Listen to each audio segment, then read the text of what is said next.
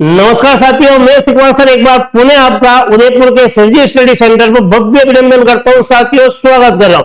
बिल्कुल साथियों, मनोविज्ञान की प्रश्नोत्तरी का दौर निरंतर चलायमान है और उसी के तत्वाधान में मैं आपके सामने मनोविज्ञान की प्रश्नोत्तरी भाग 21 में ऐसे महत्वपूर्ण प्रश्नों को लेकर आ रहा हूं जो शिक्षक भर्ती को मद्देनजर रखते हुए काफी कारगर हो सकते हैं। हो सकता है काफी क्वेश्चन आपको बिल्कुल आप अपना मूल्यांकन भी कर सकते हैं। तो चलिएगा मेरे साथ मनोविज्ञान की प्रश्नोत्तरी 21 में। ये पहला क्वेश्चन आपकी मोबाइल की स्क्रीन पर देखिएगा। क्या क्वेश्चन कहता है कि निम्न में से कौन सा विद्यालय प्रभावशालीता के मूल निर्धारक कारक है। कहने का तात्पर्य है ऐसा कौन सा विद्यालय है जो प्रभावशालीता, उस विद्यालय की प्रभावशीलता का महत्वपूर्ण कारक माना गया। कौन कौन से कारक हो सकते हैं उस विद्यालय की प्रभावशालीता के। यदि हम बात करते हैं तो पहला ऑप्शन है क्या शिक्षक है, दूसरा पाठ्यचर्या है, तीसरा छात्र है और चौथा सभी है। देखिएगा यहां सवाल क्या पूछा जा रहा है कि निम्नलिखित में से विद्यालय की प्रभावशालीता के मूल निर्धारक कारक कौन कौन से जो विद्यालय की प्रभावशालीता को बताते हैं। देखिएगा यहां पर मैं कुछ कारकों का उल्लेख करता हूं। विद्यालय की प्रभावशालीता के मूल कारक कौन से होते हैं। देखिएगा किसी भी विद्यालय की प्रभावशालीता का मूल जो कारक होता है वो सबसे पहले तो रहता है छात्र, क्योंकि इसी छात्र के इर्द गिर्द क्या होता है पूरा विद्यालय घूमता है। फिर इसीलिए छात्र को क्या कहा गया, बाल केंद्रीकरण के रूप में इसको उपमा भी दी गई, बाल केंद्रीकरण की उपमा भी दी गई। दूसरे नंबर पर यदि देखते हैं तो उस विद्यालय का शिक्षक क्या होता है, दूसरा महत्वपूर्ण कारक होता है। तीसरे नंबर पर यदि देखते हैं शिक्षक और छात्र के बीच में क्या चल रही, अंत्य क्रिया चल रही, किसको लेकर, विषय वस्तु को लेकर। इसका मतलब तीसरा जो कारक है वो विषय वस्तु हो गया, या फिर हम यो भी कह सकते हैं पाठ्यक्रम भी हो गया। तो बिल्कुल आपको समझ में आ गया होगा छात्र, शिक्षक और तीसरा क्या पाठ्यक्रम। इसका मतलब किसी भी विद्यालय की प्रभावशालीता के सभी कारक क्या माने गए, प्रभावशाली माने गए हैं। तो डी विकल्प क्या हो गया, सही हो गया। क्यों सही हो गया इसकी भी चर्चा की है। चलिए अगले क्वेश्चन की ओर। क्वेश्चन नंबर 2 काफी महत्वपूर्ण है।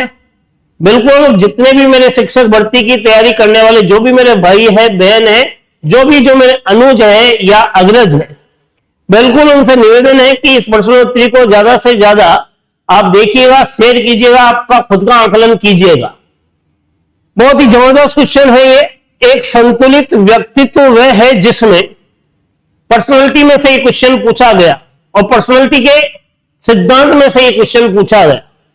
एक संतुलित व्यक्तित्व वह होता है, पहला ऑप्शन, ईड व सुपर ईगो के मध्य संतुलन स्थापित करने से, दूसरा ईगो या ईड के मध्य संतुलन बनाने से, तीसरा सुपर ईगो और ईगो के मध्य संतुलन बनाने से, और चौथा है सुपर ईगो को व्यावहारिक स्वरूप देने से। पहले तो आपको यह नहीं पता कि ईड और सुपर ईगो है क्या। व्यक्तित्व के अंदर एक मनोविश्लेषण सिद्धांत दिया था फ्राइड ने। किसने दिया था, व्यक्तित्व में मनोविश्लेषण सिद्धांत। देखिएगा यह चर्चा कर रहा हूं मैं उस सिद्धांत को लेकर थोड़ा सा। मनोविश्लेषण का जो सिद्धांत दिया था वो किस व्यक्ति ने दिया था, वो दिया था फ्राइड ने दिया था। किसने दिया था, और फ्राइड ने व्यक्तित्व संरचना के लिए 2 तत्व बताए थे। कौन कौन से, एक तो इन्होंने क्या बताया था, मन बताया था। दूसरा तत्व जो बताया था वो बताया था इदम, फिर इदम अहम, और एक बताया था परम अहम। क्या बताया था साथियों, परम अहम। देखिए एक बार वापिस, सिगमंड फ्राइड ने मनोविश्लेषण सिद्धांत दिया और उसने व्यक्तित्व संरचना को समझाने के लिए 2 तत्व बताए। पहला तत्व है मन और दूसरा तत्व क्या, इदम अहम और परम अहम। इदम को ही क्या कहते हैं, ईड कहते हैं, और अहम को ही क्या कहते हैं, ईगो कहते हैं, और परम एम को क्या कहते हैं? सुपर ईगो कहते हैं। क्या कहते हैं? Super ego. अब देखिएगा, किसी भी प्राणी के व्यक्तित्व की यदि हम बात करते हैं, इदम में क्या होता है? इदम में इच्छाओं की जननी कहा गया है। इदम को क्या कहा गया? इच्छाओं की जननी कहा गया है। ये इसलिए बता रहा हूं यहां पर ताकि ये क्वेश्चन क्या कह रहा है ये आपके समझ में आ जाए साथियों। और अहम जो होता है वो वास्तविक होता है। क्या होता है? वास्तविक होता है। और सुपर ईगो जो होता है वो नैतिक होता है। क्या होता है? नैतिक। अब यहां से सवाल पूछा गया, क्या पूछा गया कि एक संतुलित व्यक्तित्व के लिए पहला ऑप्शन है ईड सुपर ईगो के मध्य संतुलन होना चाहिए। ईड का मतलब है आप में जो इच्छाएं हैं खूब सारी, और सुपर ईगो की यदि बात करें तो नैतिकता की। एक तो जहां है कि व्यक्ति भौतिकवाद का महत्व दे रहा है, दूसरा वो व्यक्ति है जो नैतिकता को महत्व दे रहा है। यदि दोनों में संतुलन होगा तो ये मान के चलिएगा कि किसी भी व्यक्ति का व्यक्तित्व क्या होगा? बहुत ही अच्छा होगा, जबरदस्त होगा। तो बिल्कुल आप समझ गए होंगे कि पहला ही विकल्प क्या हो रहा साथियों? पहला ही विकल्प सही हो रहा है। पहला ही विकल्प क्या हो रहा है? सही हो रहा है। तो आप समझ गए होंगे आखिर ए विकल्प क्यों सही हुआ। अब ये तीन विकल्प क्यों गलत हो रहे हैं?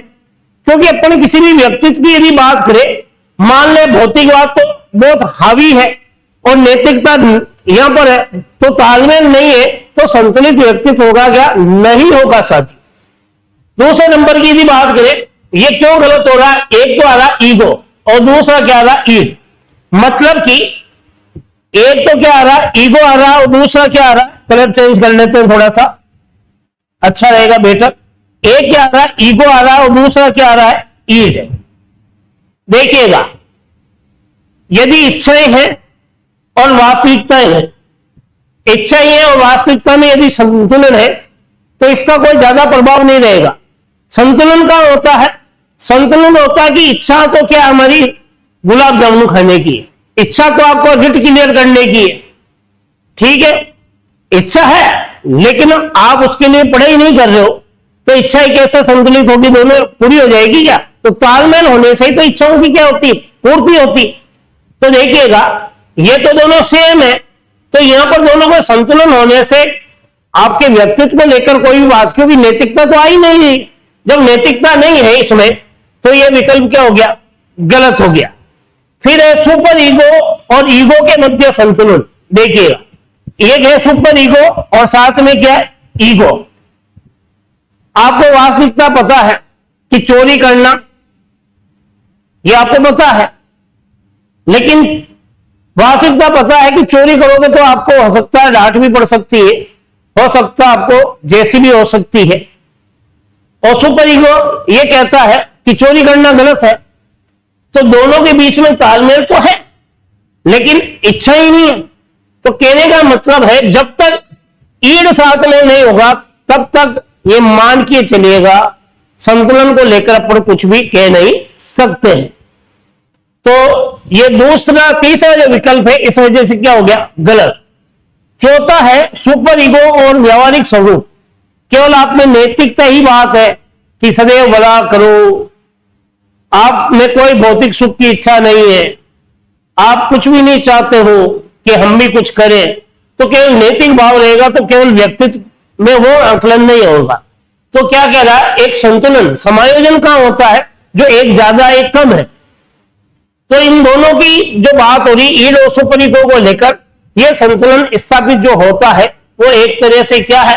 एक संतुलित व्यक्तित्व का क्या होता है? निखार कहलाता है। तो ए विकल्प क्या माना गया? बिल्कुल सही माना गया। और इस मन का जो पढ़ती है इसमें तीन प्रकार का उल्लेख है: चेतन मन, अर्धचेतन मन, और तीसरा जो है वो है अचेतन मन। कौन सा है? अचेतन मन। तो आप समझ गए होंगे साथियों कि ये तीन मन के अलग से प्रकार है, तीनों का तीनों से जुड़ाव है। जब मनोविश्लेषण सिद्धांत कभी आपको पढ़ने का मौका मिलेगा तब पूरे व्यक्तित्व के मनोविश्लेषणात्मक सिद्धांत की चर्चा करेंगे। तो आपको ये पता हो गया साथियों आखिर पहला विकल्प क्यों सही होना। चलिए अगले क्वेश्चन की ओर। क्वेश्चन नंबर 3, व्यक्तित्व मापन की निम्न में से प्रक्षेपी पद्धति कौन सी है? प्रक्षेपण विधियों से यह क्वेश्चन पूछा गया। देखिएगा, क्या साक्षात्कार है, व्यक्तित्व अध्ययन विधि है, चेक लिस्ट है या शब्द साहचर्य है? देखिएगा कि व्यक्तित्व मापन की विधियों को आपको दिखाई तो दे रहा होगा साथियों, व्यक्तित्व मापन की विधियां। यदि नहीं दिखाई दे रहा तो बोल दीजिएगा, पेन अपन दूसरा कलर चेंज कर लेंगे, घर की बात है ये आप और मेरे बीच में, तो वापस व्हाइट ले लेते हैं। व्यक्तित्व मापन की विधियों को 3 भागों में बांटा। कितने भागों में बांटा? 3। एक है प्रक्षेपण, क्लियर, एक है आपके वस्तुनिष्ठ और एक है आपके आत्मनिष्ठ। क्या है? आत्मनिष्ठ, जिसे व्यक्तिनिष्ठ भी कहते हैं। तो प्रक्षेपण हो गई, दूसरा वस्तुनिष्ठ हो गई और तीसरी क्या हो गई? आत्मनिष्ठ हो गई। अब यहां से यह सवाल पूछा गया है कि निम्नलिखित में से कौन सी प्रक्षेपण विधि है? प्रक्षेपण का शब्द जो दिया था वो फ्राइड ने दिया था। यह प्रक्षेपण शब्द किसने दिया? फ्राइड ने दिया था, यह ध्यान रखना आपको। लेकिन प्रक्षेपण विधि किसने दिया? विधि अगर पूछे तो आपको आंसर होगा फ्रैंक। यही क्लियर कर दिया है। अब इस प्रक्षेपण का अर्थ क्या? आरोपण है। और यह प्रक्षेपण कहां काम में आता है? अचेतन मन को समझने में या अचेतन मन को जानने में। इस प्रक्षेपण का अर्थ भी मैंने बताया, आरोपण है। इसका अर्थ क्या बताया? आरोपण है। प्रक्षेपण के अंतर्गत क्या होता है? व्यक्ति डायरेक्ट में कहकर इनडायरेक्ट कोई भी बात कहता है और वास्तविकता अधिगम करता था वो बात पहुंचा देता है। अब प्रक्षेपण में क्या क्या आता है? एक तो टीएटी परीक्षण आता है साथियों, एक सीएटी परीक्षण आता है, एक एसएटी परीक्षण आता है, एक आईबीटी परीक्षण आता है, एक एससीटी परीक्षण आता है, एक शब्द साहचर्य परीक्षण आता है, शब्द साहचर्य। इसके अलावा और यदि अपन बात करें तो रचना विधि भी इसमें आती है और पूर्ति, रिक्त पूर्ति विधि भी इसमें आती है। तो इस तरह के ये इसके अंतर्गत बहुत सारे छोटे मोटे प्रक्षेपण विधियों का उल्लेख है। तो वस्तुनिष्ठ की यदि अपन बात करें तो इसमें देखिएगा, एक आती कर्म निर्धारण, दूसरे नंबर पर समाजमिति, तीसरे नंबर पर यदि अपन बात करें तो एक नाम आती है शारीरिक परीक्षण। ये इस तरह की विधियां। आत्मनिष्ठ में यदि देखें तो साक्षात्कार का नाम भी आता है। किसका आता? साक्षात्कार। फिर यदि अपन देखते हैं तो इसमें एक आती व्यक्ति इतिहास विधि भी आती है, व्यक्ति इतिहास। और यदि अपन देखते हैं तो अंतर्दर्शन भी आती है। क्या आती है? अंतर्दर्शन। अब देखिएगा, यह पूछा जा रहा है कि प्रक्षेपण की पद्धति है। देखिएगा, साक्षात्कार तो कौन सी हो गई? आत्मनिष्ठ हो गई। क्या हो गई? आत्मनिष्ठ। तो आप समझ गए होंगे यह विकल्प तो क्या हो रहा साथियों? गलत हो रहा। ये क्या हो रहा? गलत। व्यक्ति अध्ययन विधि भी क्या है? एक तरह से आत्मनिष्ठ ही है। व्यक्ति अध्ययन को ही व्यक्ति इतिहास कहते हैं। तो यह विकल्प भी क्या हो रहा? गलत हो रहा।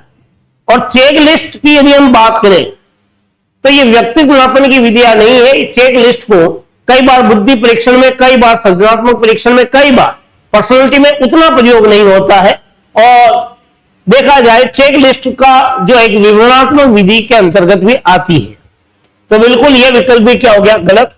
तो आपके सामने क्या आ गया? शब्द साहचर्य परीक्षण जो है यह आपके क्या है? प्रक्षेपी पद्धति है। तो डी विकल्प क्या हो गया साथियों? बिल्कुल सही हो गया। तो बिल्कुल हर विकल्प पर एकमात्र उदयपुर का सिरजी स्टडी सेंटर है, जहां हर विकल्प पर मैं सिकवाल सर हर प्रत्येक को लेकर आपसे चर्चा करता हूं। बिल्कुल साथियों, जहां तक मेरी सोच है, आपको ये मनोविज्ञान की प्रश्नोत्तरी बहुत अच्छी लग रही है और अच्छी लग रही है तो ज्यादा से ज्यादा शेयर कीजिएगा। उन लोगों का भला हो जाए जो वास्तव में तैयारी कर रहे हैं और मेहनत की वजह से। चलिएगा अगले प्रश्न की ओर। क्वेश्चन नंबर 4, बहुत ही जबरदस्त क्वेश्चन। हिंदुस्तानी बीने परफॉर्मेंस पाउंड स्केल परीक्षण का संबंध है। हिंदुस्तान बीना टेस्ट, हिंदुस्तान बीना टेस्ट किसने दिया? प्रोफेसर एक राइस था, उसने दिया था। तो देखिएगा, यह सवाल पूछा जा रहा है, आखिर हिंदुस्तान बीना परफॉर्मेंस पाउंड स्केल परीक्षण का संबंध किससे? देखिएगा, ये बीने पर आधारित है, बीने से तो संबंधित है, लेकिन उसकी कॉपी हुई है। बीना टेस्ट अलग है, उसकी कॉपी जरूर हुई है, लेकिन जब कॉपी होती है तो काफी उसमें परिवर्तन भी होता है, तो इसका इससे संबंध नहीं होगा। टर्मन का संबंध अमूर्त बुद्धि से है, अमूर्त बुद्धि से, और टर्मन का संबंध बुद्धि लब्धि से भी है। किससे है? बुद्धि लब्धि शब्द से भी है। और यदि देखा जाए बीने ने की यदि हम बात करें तो बीने मानसिक आयु को लेकर भी चर्चा की, तो बीने का संबंध मानसिक आयु से भी है। इसने पहला मानसिक परीक्षण भी बनाया, तो प्रथम मानसिक परीक्षण बनाया था, मानसिक परीक्षण बीने ने 1905 में बनाया था मानसिक परीक्षण। वो कौन सा था? प्रथम था, साथ में साइमन था, और फ्रेंच भाषा में था। यह आ गया आपका राइस। इस राइस लोंदे को हिंदुस्तान बीना टेस्ट के नाम से भी जानते हैं, तो हिंदुस्तान बीने टेस्ट के नाम से भी इसको पहचान मिली है। तो बिल्कुल ये बीने पर आधारित होने के कारण तो आप समझ गए होंगे आखिर सी विकल्प क्यों सही हो रहा है। और केटल जो है इसने मानसिक परीक्षण शब्द दिया था। क्या दिया था? मानसिक परीक्षण शब्द को लेकर चर्चा की थी, तो केटल का संबंध मानसिक परीक्षण से है, तो आप समझ गए होंगे। चारों विकल्प पर हमने चर्चा की, उत्तर तक आप पहुंच गए हैं। चलिए अगले क्वेश्चन की ओर। क्वेश्चन नंबर 5, मानसिक परीक्षण शब्द का प्रयोग सर्वप्रथम किसने किया? अभी बताया सर्वप्रथम किसने किया, ये तो बता है, लेकिन कब किया? सवाल यह पूछ लिया गया है। हर विकल्प पर चर्चा करेंगे। तो ये तो 1905 में बीने और साइमन ने मिलकर प्रथम मानसिक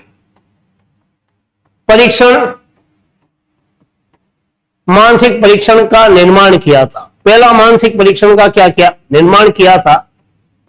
1905 में। फिर यदि बात करें 1920 की, तो 1920 में क्या आया? शिक्षा मनोविज्ञान का स्पष्ट स्वरूप आया। शिक्षा मनोविज्ञान का स्पष्ट क्या आया? स्वरूप आया। पता आप लोगों को स्वरूप लेकर कौन आए? लेकर आने में थोंडाई का नाम प्रमुख है। इसके अलावा जड़ का भी नाम है, वैसे देखा जाए टर्मन का नाम भी है, वैसे देखा जाए फ्रोबेल का नाम भी है, और यदि देखते हैं पेस्टालॉजी वगैरह का इनका नाम भी है। 1879 में विश्व की मनोविज्ञान की पहली प्रयोगशाला स्थापित हुई। विश्व की मनोविज्ञान की प्रथम प्रयोगशाला कहां पर हुई? आपको पता होगा साथियों, जर्मनी में। जर्मनी के किस शहर में? तो शहर का नाम है, आए तो क्या लिखोगे? लिप्जिंग। लिप पर लग गई जंग बराबर लिप्जिंग। और उस समय इसको साइकोलॉजिकल इंस्टीट्यूट या मनोविज्ञान संस्थान के नाम से ये लोकप्रिय थी। तो आपको उत्तर मिल गया होगा साथियों। आखिर 1890 में मानसिक परीक्षण शब्द का प्रयोग किया था केटल ने मानसिक परीक्षण शब्द का प्रयोग किया था। कब किया था? 1890 में। तो आप सोच रहे हैं आखिर ये विकल्प क्यों सही हुआ और ये क्यों गलत हो गए। हर विकल्प पर चर्चा की है, क्यों गलत हो गए आपको पता हो गया होगा। तो चलिएगा मेरे साथ अगले क्वेश्चन की ओर। क्वेश्चन नंबर 6 बहुत ही जबरदस्त है और गजब का क्वेश्चन है। ब्लॉक बिल्डिंग टेस्ट के निर्माणकर्ता कौन है? सृजनात्मकता परीक्षण और बुद्धि की योग्यता के अंतर्गत ये ब्लॉक बिल्डिंग टेस्ट परीक्षण काम में लिया जाता है, जहां ब्लॉक होते हैं। नाम से पता है, आपने देखा होगा बुद्धि का त्रिआयामी सिद्धांत जो कि गिलफोर्ड ने दिया, उसमें भी ब्लॉक थे, तो इसमें भी ब्लॉक थे। ब्लॉक सारे बिखरे हुए हैं इसमें, उनको जोड़कर कोई आकृति दी जाती है तो वो क्या कहलाती है? ब्लॉक बिल्डिंग टेस्ट कहलाता है। वास्तव में आप योग्यताधारी हो या सृजनात्मकधारी हो या कौन सा धारी हो, तो देखिएगा ब्लॉक बिल्डिंग टेस्ट जिस शख्स ने दिया था, यदि हम बात करें तो वुडवर्थ नहीं है, क्योंकि वुडवर्थ ने तो क्या दिया? प्रश्नावली विधि दी थी साथियों वुडवर्थ ने। और इस प्रश्नावली के अंदर भी 3-4 तरह की प्रश्नावलियां बताई थी, खुली प्रश्नावली, बंद प्रश्नावली और चित्रित प्रश्नावली और मिश्रित प्रश्नावली। बीने की यदि बात करें तो मानसिक परीक्षण दिया था बीने ने, मानसिक परीक्षण। तो बिल्कुल आप समझ गए होंगे ये विकल्प ही क्या हो गया? गलत। टर्मन ने बुद्धिलब्धि शब्द दिया, बुद्धिलब्धि शब्द, बुद्धिलब्धि क्या दिया? शब्द। तो आप समझ गए होंगे ये विकल्प भी क्या हो रहा है? गलत हो रहा है। तो आपके सामने क्या है? को नाम का व्यक्ति है जिसने क्या दिया था? ब्लॉक बिल्डिंग टेस्ट का निर्माण किया, जिसमें बिखरे हुए ब्लॉक को एक दूसरे से जोड़कर एक नए आकृति का रूप दिया जाता था। किस तरह का ब्लॉक डिजाइन तैयार करनी है, तो ये ब्लॉक डिजाइन जो टेस्ट है वो कोहो के माध्यम से ये आपके सामने, या फिर यूं के मनोविज्ञान के इतिहास में इस शख्सियत का काफी नाम लोकप्रिय है। तो चलिएगा अगले क्वेश्चन की ओर। क्वेश्चन नंबर 7 काफी मार्मिक है, देखिएगा आपकी मोबाइल की पटल पर कैसा है। रेखा गणित की आकृतियों के द्वारा बालक की बुद्धि का मापन किस परीक्षण के नाम से जानते हैं? रेखा गणित की आकृतियों के द्वारा बालक की बुद्धि का मापन किस परीक्षण के नाम से जानते हैं? बिल्कुल आप अपनी मानस पटल की आईक्यू को जगाइए साथियों। अगर आप इस मानस पटल की आईक्यू को जगाओगे तो इसका उत्तर दे सकते हो। लॉजिक है इसमें, लॉजिक छिपा हुआ है इन 4 पॉइंटों में। देखिएगा रेखा गणित की जो भी आकृति है उसके द्वारा यदि कोई बालक बुद्धि का मापन करता है तो उस परीक्षण को किस नाम से जानते हैं? रेखा गणित में काम में आने वाला। देखिएगा वेसलर बुद्धि परीक्षण, संस्कृति मुक्त परीक्षण, जालोटा परीक्षण, प्रोग्रेस मैट्रिक्स परीक्षण। देखो वेसलर बुद्धि परीक्षण में क्या? अधूरे चित्रों को, तो बिल्कुल आप समझ गए होंगे अधूरे चित्रों को पूरा करने के लिए कहा जाता है, ये काम में नहीं आएगा यहां पर। तो ये विकल्प क्या हो गया? गलत। संस्कृति मुक्त परीक्षण की यदि हम बात करें तो बिल्कुल रीति रिवाज पर आधारित है, और यहां पर रेखा गणित की आकृति को लेकर सवाल पूछा जा रहा है। तो बिल्कुल रीति रिवाज पर आधारित की यदि हम बात करें तो यह भी नहीं होगा। जालोटा परीक्षण जो है यदि हम उसकी बात करें तो इसमें आईक्यू या बुद्धि की योग्यता को लेकर भी चर्चा की जाती है, तो यह भी आपका विकल्प नहीं है। यहां पर देखिएगा ना सर, जितने भी मेरे विद्यार्थी एक बार देखो इस शब्द को, प्रोग्रेस या प्रोग्रेसिव मैट्रिक्स, तो आपको पता है रेखा गणित के अंदर ज्योमेट्री का नाम तो सुना है, तो उसी तरह जब ज्योमेट्री है तो अंक बिल्कुल आ रहा है आपके सामने। तो डी विकल्प क्या हो रहा है? सही हो रहा है, जिसमें आकृतियों के द्वारा बालक इस बात का मापन कर सकता है कि ये किसकी आकृति है। तो डी विकल्प क्या हो गया? बिल्कुल सही माना जाएगा। चलिए अगले क्वेश्चन की ओर। बहुत ही जबरदस्त है। आगमन चिंतन विकास के लिए श्रीमती टाबर की बात नहीं है, एक ऐसे मनोवैज्ञानिक की बात है, जबरदस्त रही है मनोवैज्ञानिक श्रीमती टाबा ने कौन सी युक्ति नहीं सुझाई है? देखो आखिर श्रीमती टाबा ने जो भी चीज दी है या कोई भी परीक्षण बनाया है उसमें कौन से तत्व को टाबा के द्वारा नहीं दिया गया, यह पूछा गया। तो हम बात करते हैं आगमन चिंतन को लेकर। किस चिंतन को लेकर? आगमन चिंतन को लेकर अपन बात करते हैं। तो आगमन चिंतन के अंदर बिल्कुल उदाहरण से नियम को साधा जाता है, तो बिल्कुल आपके तर्क को भी महत्व दिया जाता है। तो यहां पर क्या हो रहा है? यहां टाबा का नाम लिया जा रहा है। किसका नाम लिया जाता?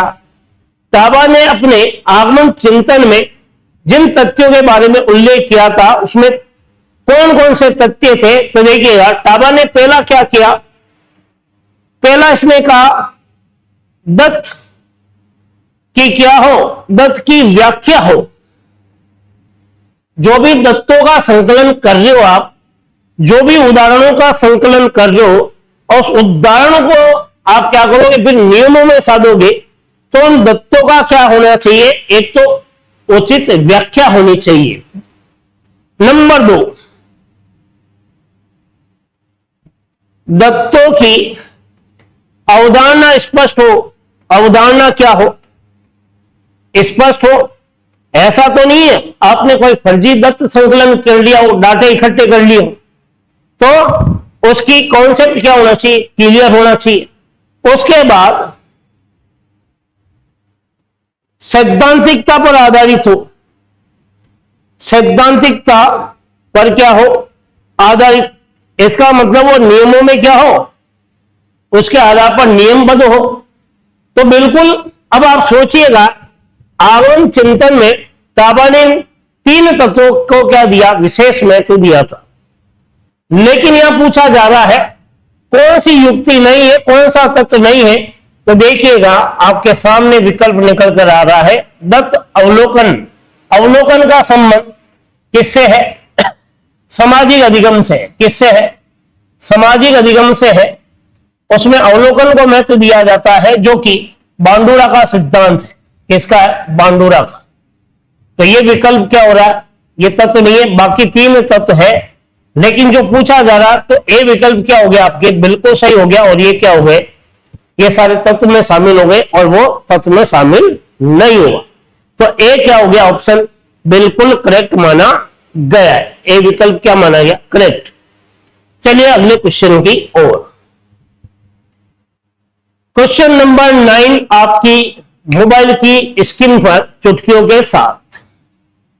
सांख्यिकीय अभिकर्मित अनुदेशन जिनके द्वारा विकसित किया गया वह है, कई बार मैंने आपको पढ़ाया है ये सांख्यिकीय अभिकर्मित अनुदेशन, मैंने कई बार बोला अभिकर्मित अनुदेशन।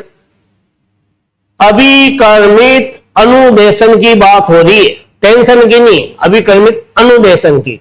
ये 2 भागों में बांटा गया, एक तो है रेखीय और एक क्या है, सांख्यिकीय। देखिएगा यहां सांख्यिकीय की बात हो रही है, रेखीय तो किसने दिया था, स्किन। स्किन पर क्या होती है, रेखा, इसलिए स्किनर। शाखा पर कौन होता है, नॉर्मल व्यक्ति नहीं होते, क्राउड। तो नाम पड़ गया होगा नॉर्मल क्राउडर। याद करने के लिए यही है। तो आप यहां यही पूछा जा रहा है कि सांख्यिकीय अभिकर्मित अनुदेशन किसके द्वारा विकसित किया गया, तो विकल्प आपके सामने आ गया होगा बी। इसने तो क्या किया, रेखीय किया, यह होगा नहीं। पियर्सन जो व्यक्ति था, इसने व्यक्तिक विभिन्नता के बारे में कार्य किया था। व्यक्तिक विभिन्नता को लेकर बात की थी, तो यह होगा नहीं। और फिर थॉर्नडाइक की यदि बात करें, ये व्यवहारवाद की ओर लेकर चर्चा करता है, व्यवहारवाद, तो यह भी होगा नहीं। तो विकल्प जो है बी क्या हो गया आपके, बिल्कुल सही हो गया। तो चलिए मेरे साथ अगले क्वेश्चन की ओर। अरे टेंशन से मत पड़िए, जीवन में वैसे ही बहुत सारी टेंशन है, थोड़ा मुस्कुराहट के साथ और ऊर्जा के साथ वापिस शुरू कीजिए मेरे साथ। बहुत ही जबरदस्त क्वेश्चन है। रुचि के संपत्ति के 3 प्रमुख पक्ष कौन कौन से हैं? रुचि संपत्ति के 3 पक्ष की बात हो रही है। रुचि शब्द कहां से निकला है, थोड़ी चर्चा कर लो। ये रुचि शब्द है साथियों, ये रुचि शब्द कहां से निकला है, रुच धातु से निकला। कहां से निकला है, रुच धातु। इस रुच धातु का अर्थ क्या है, इस रुच धातु का अर्थ क्या है, योग्यता से। क्या है, योग्यता। कौन सी योग्यता से, अंतर करना। तो बिल्कुल किसी को मीठा, किसी को खट्टा, किसी को कुछ पसंद नहीं, तो अंतर करने की योग्यता क्या कहलाती, रुचि कहलाती है। अब चीज यहां पूछी जा रही है, रुचि का जो संपत्ति है, कॉन्सेप्ट है, इसके तीन पक्ष कौन कौन से हैं? देखिएगा, रुचि की यदि हम बात करता हूं, रुचि के पक्ष को लेकर, रुचि के पक्ष को लेकर यदि मैं बात करता हूं तो भाटिया ने रुचि के तीन प्रकार के पक्षों का उल्लेख किया। यहीं से यह सवाल पूछा गया। पहला पक्ष हो गया ज्ञानात्मक पक्ष, नॉलेज वाला। दूसरा हो गया आपके ज्ञानात्मक पक्ष के बाद क्रियात्मक, करने वाला। और तीसरा है भावनाओं से जोड़ने वाला, भाव पक्ष। तो ज्ञानात्मक, भावात्मक, ये तीन पक्ष है। क्या इसमें विकल्प है ऐसा कोई? बिल्कुल, ये डी विकल्प है ऐसा, ज्ञानात्मक, भावात्मक और क्रियात्मक। तो यही क्या है? सही है।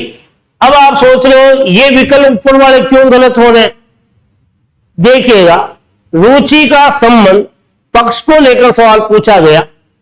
आपके व्यक्तित्व मापन को प्रभावित करने वाले कारक को लेकर सवाल नहीं पूछा गया। अगर कारक को लेकर पूछते तो वंशानुक्रम का भी उत्तर आता, वातावरण का भी उत्तर आता और उसमें सांस्कृतिकता का भी उत्तर आता। और जानना, ये जीन प्याजे के सिद्धांत से संबंधित है।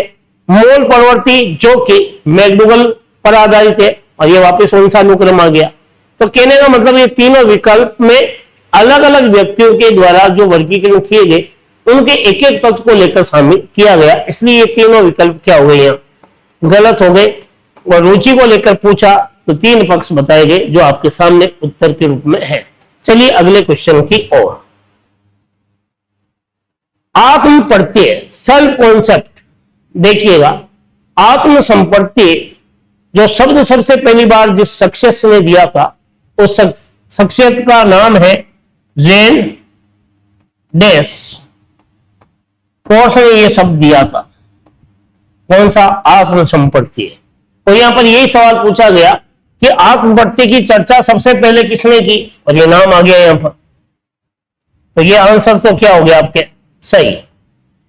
लेकिन केटल, थर्स्टन, ये क्या हो गए? गलत। क्यों? केटल ने मानसिक परीक्षण शब्द दिया था सबसे पहली बार, मानसिक परीक्षण।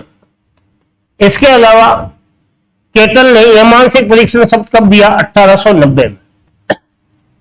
इसके अलावा और ये भी अपन बात करें, जो थर्स्टन था, थर्स्टन ने क्या किया कि बुद्धि के सिद्धांतों की यदि अपन बात करें तो थर्स्टन के द्वारा बुद्धि का एक सिद्धांत दिया गया, वो काफी लोकप्रिय रहा।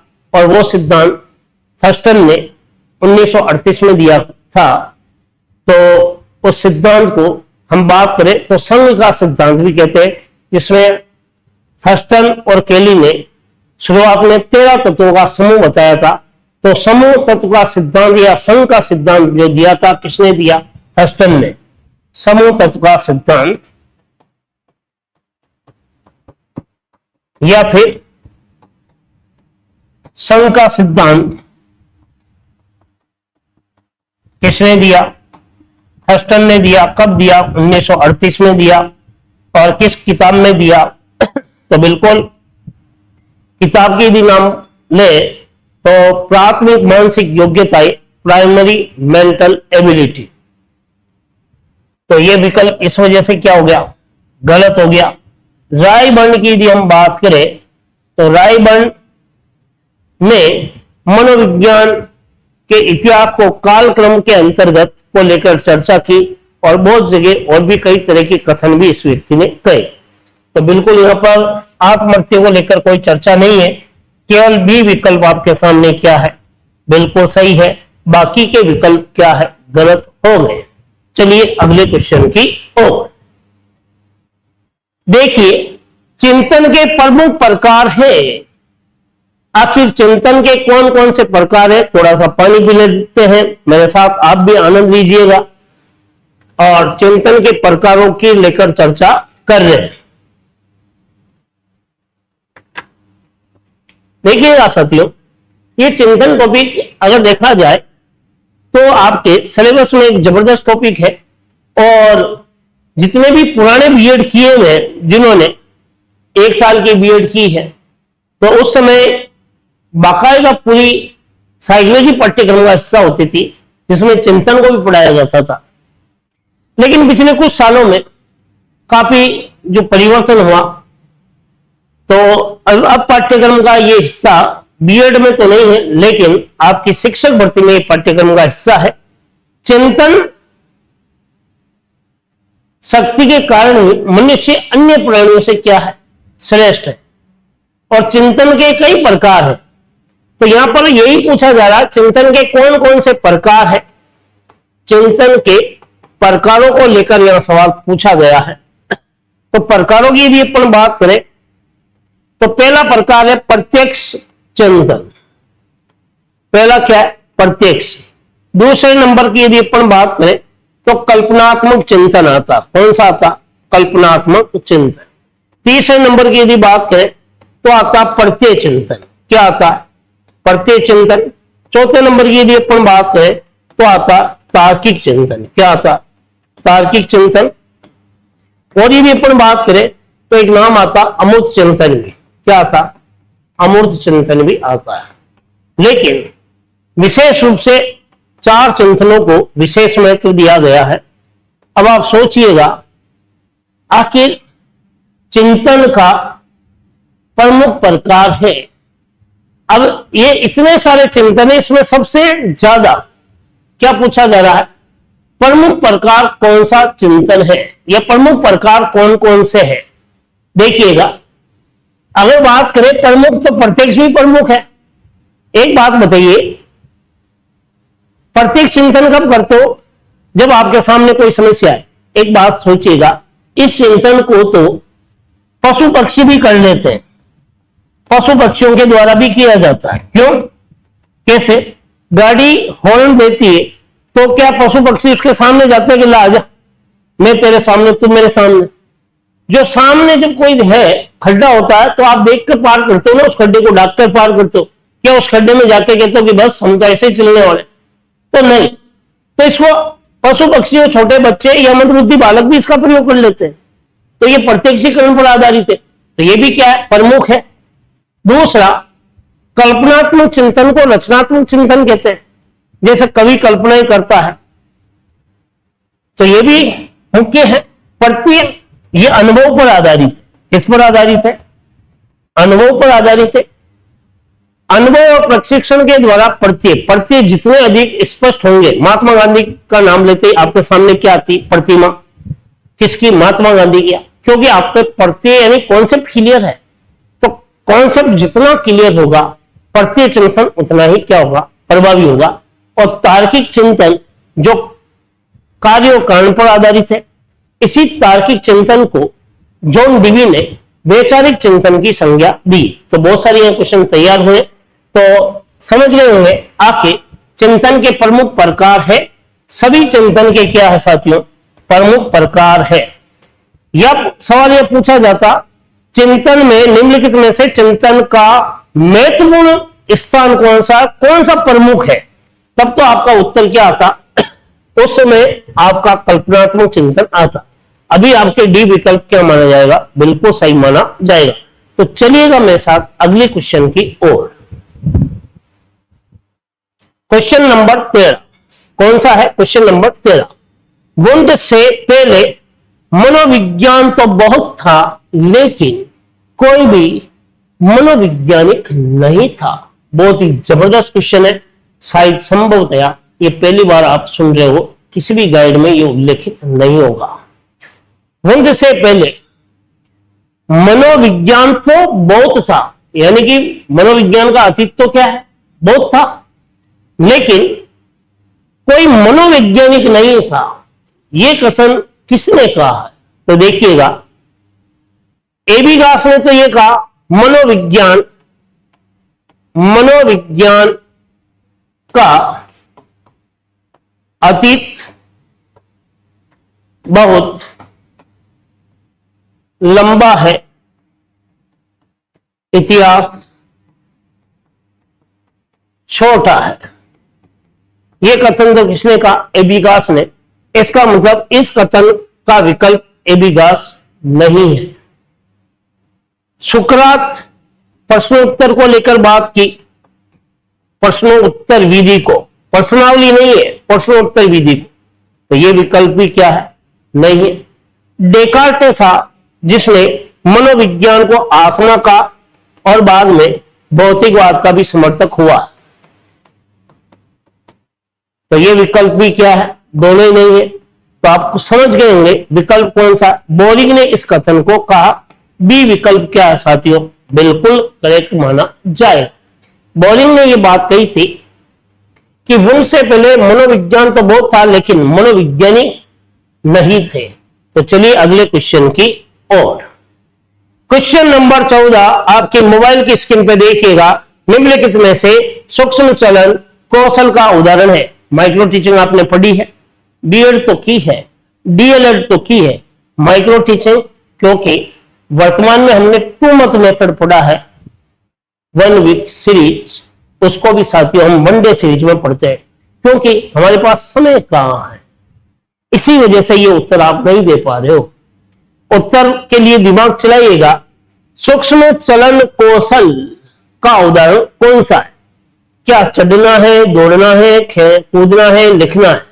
क्योंकि मनोविज्ञान तो खेल खेल में सीखने की बात कहता है। लगाइए दिमाग और उत्तर तक फटाफट दीजिए कौन सा हो सकता है। निम्नलिखित में से सूक्ष्म चलन कौशल का उदाहरण कौन सा है? आप बता रहे हो या मैं बताऊं? आपको पता है, मुझे ही बताना। तो चढ़ना होगा नहीं, दौड़ना होगा नहीं, क्या होगा? कूदना भी नहीं होगा। क्या हो गया? कौशल पता है, सुनना, बोलना, पढ़ना, लिखना, 4 कौशल का विशेष महत्व है माइक्रो टीचिंग में। या यही चीज पूछी जा रही है कि सूक्ष्म चलन कौशल में चढ़ना, दौड़ना, कूदना नहीं होता। ये सारी की सारी शारीरिक क्रियाएं हैं और उसमें जो होता है मानसिक क्रियाओं का योगदान होता है। तो ये तीनों विकल्प तो क्या हो गए? गलत हो गए। और डी विकल्प क्या हो गया? बिल्कुल सही हो गया। तो चलिएगा मेरे साथ अगले क्वेश्चन की ओर। बहुत ही जबरदस्त है, बहुत ही लंबा है क्वेश्चन। आप सोच रहे होंगे टेंशन मत लीजिएगा, जीवन में वैसे भी बहुत सारी टेंशन है।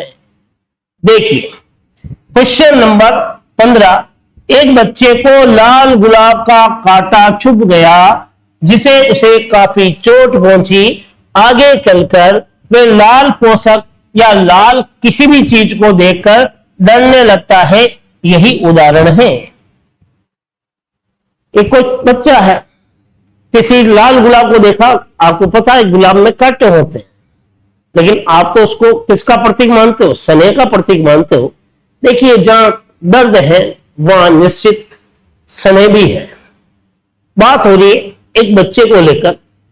सोचिएगा एक बच्चे को लाल गुलाब में कोई कांटा चुभ गया तो उस गुलाब को देखकर जब भी कोई लाल चीज देखता तो उससे डरता है।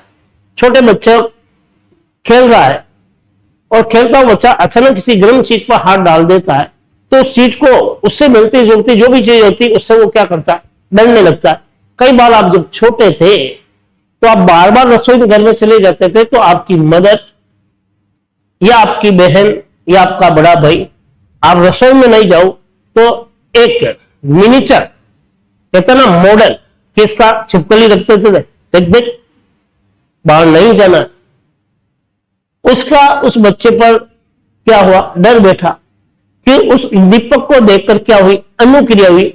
तो जब भी वो अब छिपकली देखता है या छिपकली से मिलता जुलता जैसा भी वो पदार्थ देखता है वो उससे डरता है।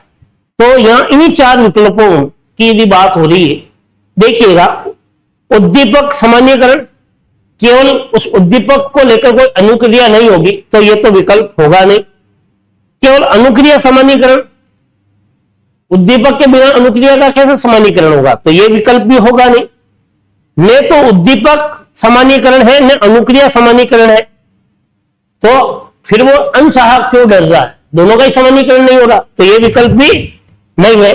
विकल्प जो हो रहा है वो डी क्या हो रहा है? उद्दीपक और अनुक्रिया दोनों का क्या हो रहा है? अनुबंधन स्थापित हो रहा है। इसी वजह से तो वो क्या कर रहा है? डर रहा है। तो बिल्कुल डी विकल्प क्या हो गया? सही है।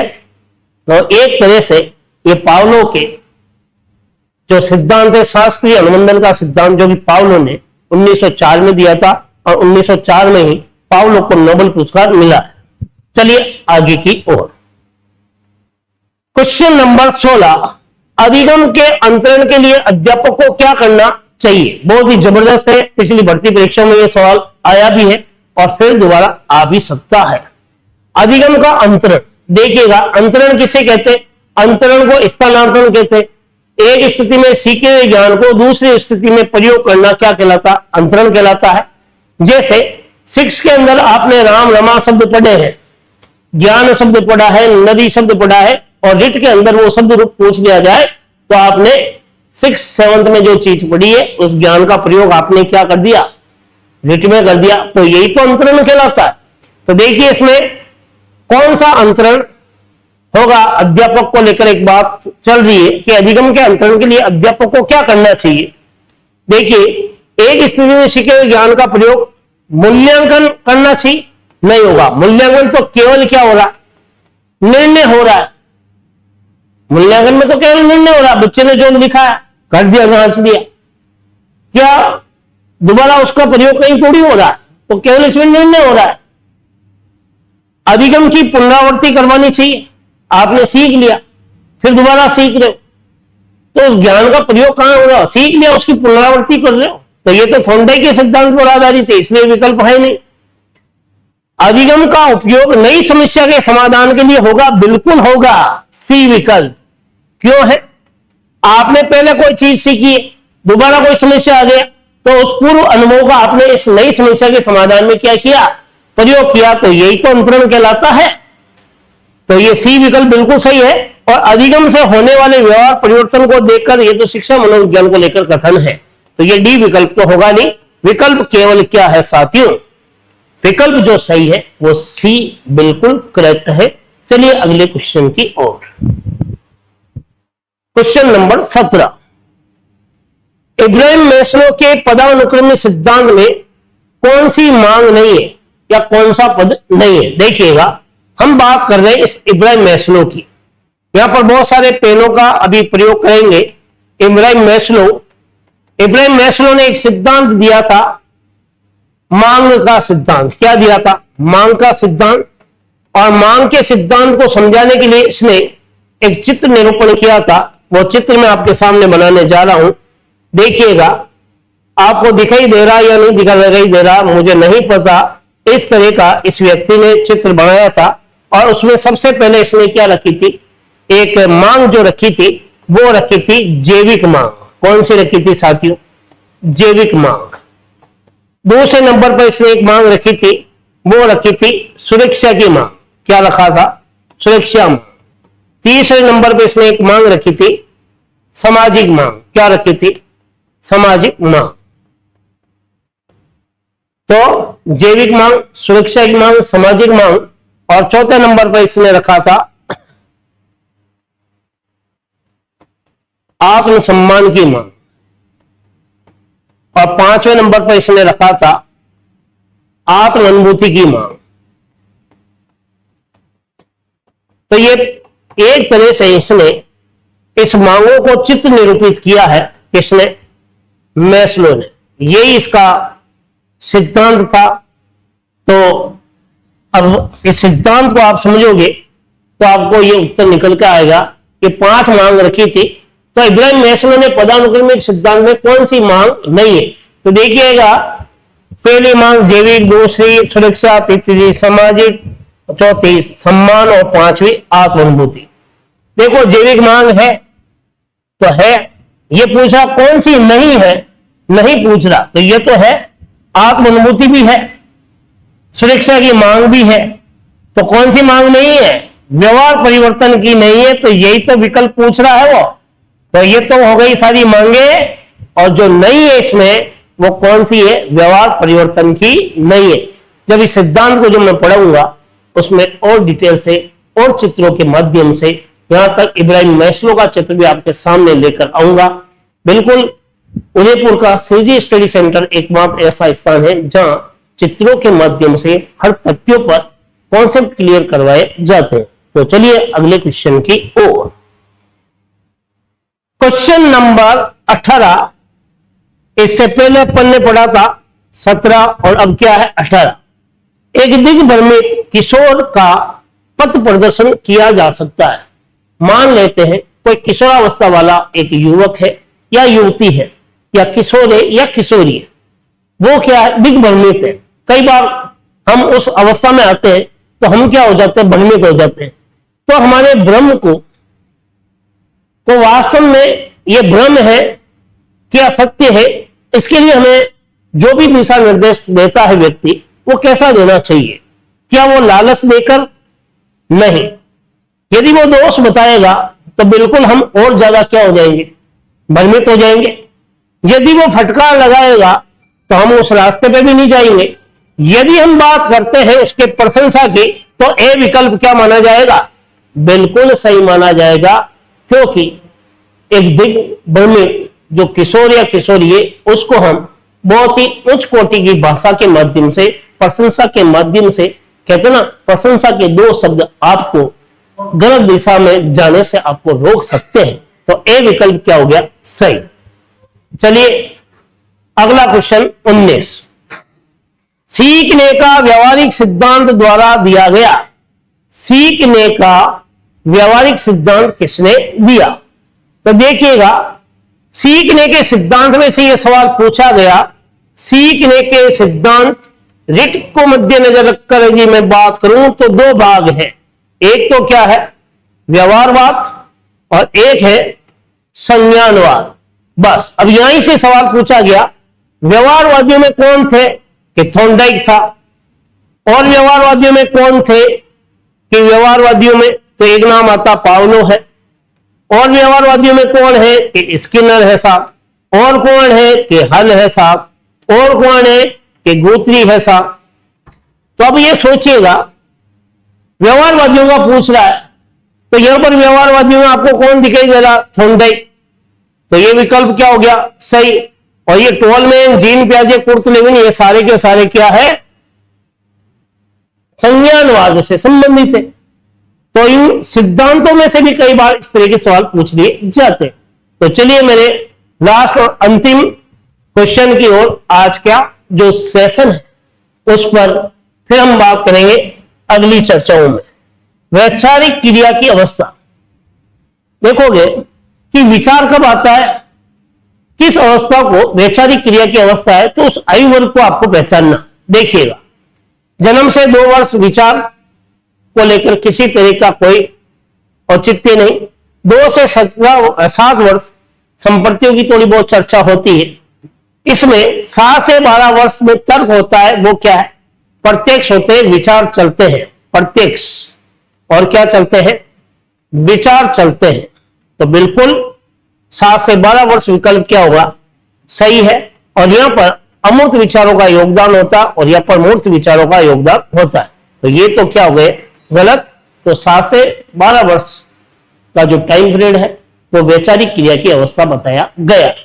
तो बिल्कुल साथियों, यदि मनोविज्ञान की प्रश्नोत्तरी में दिल से पूछ रहा हूं, अगर आपको बहुत अच्छा लग रहा है तो बिल्कुल इसको मैं निरंतर चलायमान रखूंगा। और यदि आपको वीडियो अच्छा लग रहा तो एक बार इसको शेयर जरूर कीजिएगा। और जो शिक्षक भर्ती की तैयारी करने वाले हैं, चाहे वो रिट प्री है या रिट मेंस है या सेकंड ग्रेड है या फर्स्ट ग्रेड है या टीजीटी है, या फिर मैं यूं कहूं अदर स्टेट में की भी यदि वो टेट की तैयारी कर रहा है या रिट वगैरह जो भी शिक्षक भर्ती, उन सबके लिए कारगर है। और ये एक तरह से देखा जाए तो उदयपुर का सिरजी स्टडी सेंटर जो ऑनलाइन प्लेटफॉर्म भी है और ऑफलाइन भी है, तो दोनों में मैं उपलब्ध हूं और हर तथ्यों पर मैं चर्चा करता हूं, क्योंकि मुझे उस सीट का बहुत गहराई से अनुभव है जिस सीट पर आज आप संघर्ष कर रहे हो। तो अगले वीडियो में फिर मुलाकात करेंगे। बाकी शाश्वत सत्य यही है साथियों कि आपको परिश्रम ही आपकी सफलता तक पहुंचाएगा। बाकी सारी दिग्भ्रमित दिशाएं हैं, आपको मेहनत करनी है और आपको लक्ष्य तक पहुंचना है। इसी वजह से मैंने कई बार कहा है, लक्ष्य अगर पक्का बन गई तो मंजिल तेरी दूर नहीं और तू उससे दूर नहीं और वो तेरे से दूर नहीं। अगले वीडियो में फिर मुलाकात करेंगे, तब तक आनंद के साथ निरंतर अध्ययन कीजिएगा। जय हिंद, जय भारत।